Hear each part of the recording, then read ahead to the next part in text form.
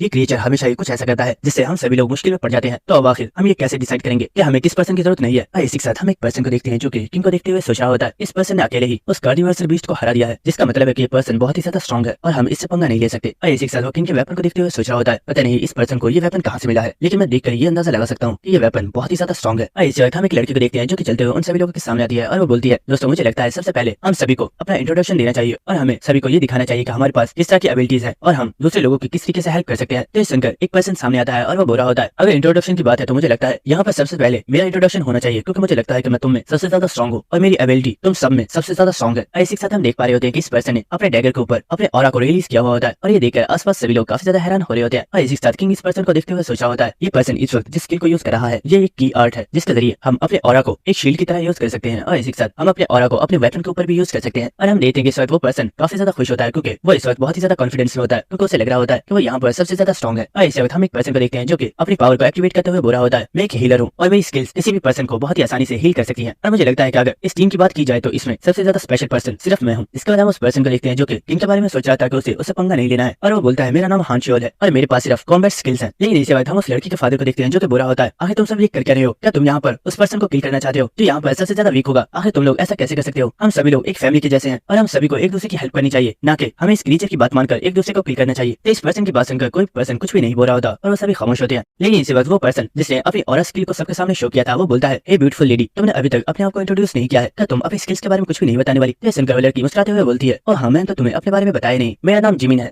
और बात रही मेरी स्किल्स की तो वो मैं तुम्हें जरूर दिखाऊंगी। और इसी के साथ हम देखते हैं कि वो काफी ज्यादा डेविल से स्माइल देते हुए उस पर्सन की तरफ चलते हुए आ रही होती है और ये देखकर वो पर्सन काफी ज्यादा हैरान हो गया होता है और वो बोलता है, हे लेडी, आखिर तुम मेरी तरफ क्यों आ रही हो? मुझसे दूर रहो, अगर तुम मेरे ऊपर अटैक करने की सोच रही हो तो भूल जाओ मेरी स्किल, इसके साथ मैं भी तुम्हारे ऊपर अटैक कर सकता हूँ। लेकिन इसी वक्त हम देखते हैं कि लड़की अचानक से उस पर्सन के सामने से गायब हो जाती है और ये देखकर वो पर्सन काफी ज्यादा हैरान हो गया होता है। लेकिन हम देखते हैं कि वो बहुत ही तेजी से उस पर्सन के बिल्कुल पीछे आ गई होती है और वो अपने डैगर के साथ उस पर्सन को स्टैब करके उसे यहीं पर किल कर देती है। और ये देखकर आसपास मौजूद सभी लोग बहुत ही ज्यादा शॉक हो गए होते हैं और हम उन फैमिली मेंबर्स को देखते हैं जिनमें वो लड़की बहुत ही ज्यादा घबरा गई होती है और वो डर की वजह से काफी ज्यादा चिल्ला रही होती है। और इसी के साथ हम देखते हैं कि उस पर्सन की बॉडी में से उसके मैजिक स्टोन्स बाहर आ गए होते हैं और ये देखकर वो लड़की बोल रही होती है, मुझे पता नहीं था कि मैं इतनी ज्यादा लकी हूँ कि मुझे एक इतनी ज्यादा पावरफुल स्किल इतनी आसानी से मिल जाएगी। और हम देखते हैं कि उसने उस पर्सन की स्किल को उठा लिया होता है और वो बोल रही होती है, मुझे स्किल बहुत ही ज्यादा पसंद आई, इसलिए मैंने इस पर्सन से ये स्किल ले ली है। लेकिन तुम लोगों को इतना ज्यादा परेशान होने की जरूरत नहीं है, अगर तुम चाहो तो तुम लोग इसके बाकी के स्टोन्स को ले सकते हो, मुझे वो नहीं चाहिए। और हम देखते हैं कि हान शियोल इस लड़की को देखते हुए सोच रहा होता है, ये बोल रही है कि इसने इस पर्सन से इसकी स्किल ले ली है, लेकिन इसे स्किल लेना नहीं कहते बल्कि इसे किसी पर्सन का मर्डर करना कहते हैं। जिसके बाद हम किंग को देखते हैं जो कि इस पर्सन की डेड बॉडी को देखते हुए सोच रहा होता है, ये पर्सन बहुत ही बेवकूफ था, अगर इसके पास एक स्ट्रॉन्ग स्किल मौजूद है तो इसे लोगों के सामने इसे शो नहीं करना चाहिए था और यहाँ पर ये अपनी मौत का जिम्मेदार खुद बना है। और इसी के साथ वो यहाँ पर उन फैमिली मेंबर्स को देखते हुए सोच रहा होता है, चलो अच्छा हुआ कि वो पर्सन इस लड़की के हाथों मारा गया, वरना हो सकता था कि ये लोग इन फैमिली मेंबर्स में से किसी एक पर्सन को चूज करते और उसे मारने की कोशिश करते। इसी के साथ हमें दिखाया जाता है कि यहाँ पर वो लिटिल क्रिएचर आ गया होता है और वो बोलता है, तुम लोग तो सबसे ज्यादा फास्ट हो, क्या तुम जानते हो दूसरे लोग अभी तक भी डिसाइड नहीं कर पाए हैं कि उन्हें क्या करना चाहिए, जबकि तुम लोगों ने इतनी आसानी से डिसाइड कर लिया कि तुम लोगों को क्या फैसला लेना चाहिए। इसी के साथ हमें दिखाया जाता है कि वो इन लोगों को लेकर एक बहुत ही ज्यादा डिफरेंट प्लेस पर आ चुका होता है और ये प्लेस देखने में काफी ज्यादा ब्यूटीफुल लग रही होती है क्योंकि यहाँ पर बहुत ही ज्यादा पहाड़ हवा में उड़ रहे होते हैं। इसी के साथ हमें दिखाया जाता है कि वो लोग इस वक्त एक बहुत ही ज्यादा बड़े ब्रिज के सामने मौजूद होते हैं। इसी के साथ वो लिटिल क्रिएचर बोल रहा होता है, तुम लोगों का टास्क बहुत ही ज्यादा सिंपल है, तुम लोगों को 3 मंथ तक इन पहाड़ियों में से गुजरते हुए आगे जाना है और यहाँ पर ट्रैवल करते हुए तुम्हारे साथ काफी ज्यादा इंटरेस्टिंग चीजें होंगी। लेकिन हाँ, मैं तुम्हें ये बता दूं कि जब तुम इस सेकंड ट्यूटोरियल को कंप्लीट कर दोगे तो तुम्हारा इस वर्ल्ड का रियल एडवेंचर उस वक्त स्टार्ट हो जाएगा और तुम्हारी लाइफ की रियल एंजॉयमेंट तो उस वक्त स्टार्ट होगी। इस क्रिएचर की ये सभी बातें सुनकर वो सभी काफी ज्यादा हैरान हो रहे होते हैं। जिसके बाद हमें नेक्स्ट सीन दिखाया जाता है जहाँ पर हम देखते हैं कि ये सभी लोग इस ब्रिज के ऊपर चलते हुए सामने वाली पहाड़ी के ऊपर जा रहे होते हैं। लेकिन हम देखते हैं कि किंग बहुत ही तेजी के साथ इन लोगों से आगे जा रहा होता है और ये देखकर हान शियोल बोल रहा होता है, आखिर इस पर्सन के साथ मसला क्या है, ये तो इतनी तेजी से इस ब्रिज के ऊपर से जा रहा है जैसे ये ब्रिज टूटने वाला है या फिर इसे यहाँ से जाने की कुछ ज्यादा ही जल्दी है। लेकिन किंग उसका कोई भी रिप्लाई नहीं कर रहा होता और ये देखकर उस पर्सन को किंग के ऊपर गुस्सा आ रहा होता है और वो बुरा होता है, आखिरी पर्सन इतना ज्यादा एटीट्यूड क्यों दिखा रहा है, कैसे लगता है कि ये यहाँ पर सबसे ज्यादा स्ट्रॉन्ग है। लेकिन इसी वक्त हम उस लड़की के फादर को देखते हैं जो कि चिल्लाकर बोलता है, शिट, जल्दी करो और भागो यहाँ से। इसी के साथ हमें दिखाया जाता है कि ये ब्रिज इनके पीछे से बहुत ही तेजी के साथ टूट रहा होता है और ये देखकर सभी लोग बहुत ही ज्यादा घबरा गए होते हैं और वो बहुत ही तेजी से इस ब्रिज के ऊपर भागना स्टार्ट कर देते हैं। और हमें दिखाया जाता है कि सभी लोग सही सलामत सामने वाली पहाड़ी के ऊपर पहुंच गए होते हैं। लेकिन इन सभी को ही बहुत ही ज्यादा सांस चढ़ गई होती है और सभी लोग कह रहे होते हैं, आखिर ये ब्रिज अचानक से टूटना स्टार्ट कैसे होगी, जबकि देखने में तो बिल्कुल ठीक लग रही थी। और हमें दिखाया जाता है कि यहाँ पर वो क्रीचर भी आ गया होता है और वो बुरा होता है, दोस्तों मैं ये तुम्हें बात तो बताना भूल ही गया था कि तुम्हें इन पहाड़ियों को क्रॉस करते हुए लास्ट पहाड़ी तक पहुंचना है। लेकिन जैसे जैसे तुम लोग नेक्स्ट पहाड़ियों की तरफ जाते जाओगे वो आइसलैंड जिसे तुम अपने पीछे छोड़ाओगे वो डिस्ट्रॉय हो जाएगा। और ये सुनकर उन सभी लोगों को बहुत ही सारा गुस्सा आ रहा होता है क्योंकि इस लिटिल क्रिएचर ने इन सभी लोगों को ये बात पहले नहीं बताई थी। और दोस्तों यहीं पर हमारा एपिसोड खत्म हो जाता है, लेकिन नेक्स्ट एपिसोड में बहुत ही ज्यादा मजा आएगा क्योंकि हमें काफी ज्यादा इंटरेस्टिंग चीजें देखने को मिलेंगी। अगर आपको वीडियो अच्छी लगी तो मेरे चैनल को सब्सक्राइब कर देना और वीडियो को लाइक और शेयर भी कर देना। Thank you.